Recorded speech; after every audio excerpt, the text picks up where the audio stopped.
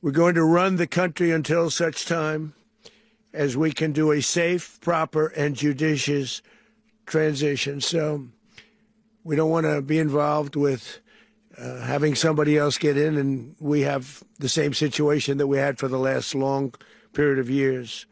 So we are going to run the country until such time as we can do a safe, proper, and judicious transition.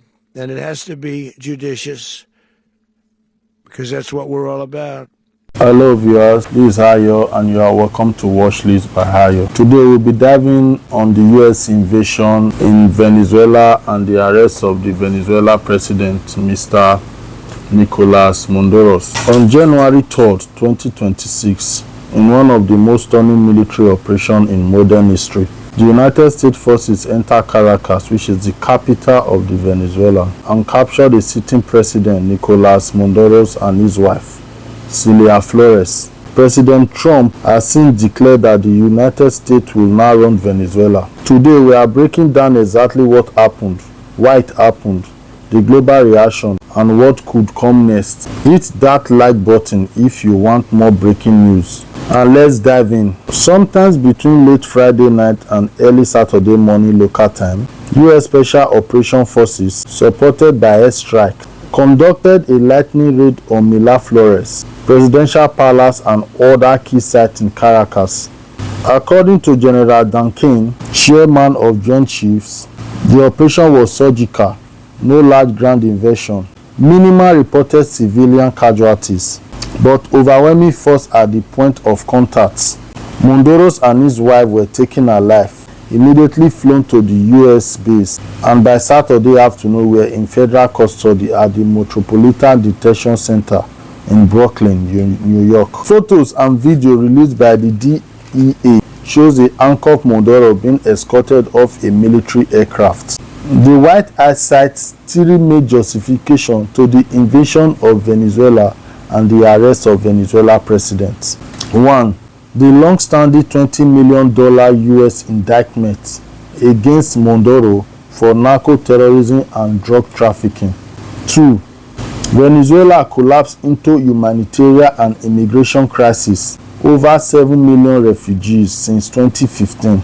Intelligence claiming Maduro was preparing to flee to Cuba or Russia with billions in stolen assets. President Trump, in his Saturday press conference, added a fourth and more controversial reason: Venezuela's massive oil reserve. He openly stated the country oil will pay for everything, and the US will temporarily administer Venezuela until free and fair election can be held. Short answer: highly disputed. The US is framing it as an extraterritorial law enforcement operation against an indicted drug kingpin, not a traditional invasion. Critics, including the United Nations Secretary General, Mexico and Colombia, and even some US lawmakers, are calling it a blatant violation of sovereignty and international law.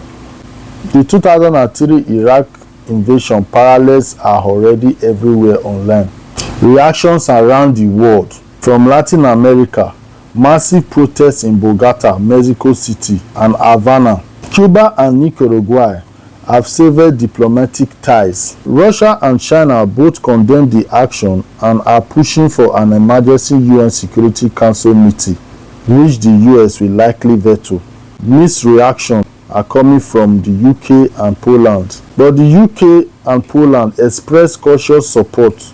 Spain, France, and Germany called it dangerous precedents. Inside the US, Democrats are split. Some, like Senator Ruben Gallego, called it a war of swords, while others stayed silent. Republicans likely rallied behind Trump.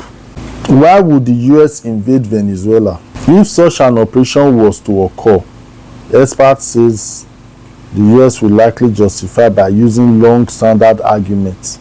Washington has accused Nicolas Maduro's government of drug trafficking, corruption, and links to transnational criminal network. The US has repeatedly stated that Venezuela's political system lacks democratic legitimacy, citing disputed elections and human rights concerns. Venezuela's vast oil reserve and regional influence make the country strategically important, particularly amid global energy instability. Finally, U.S. officials are historically framed pressure on Venezuela as a matter of regional security and stability. Thanks for watching. Please watch List by Ayo.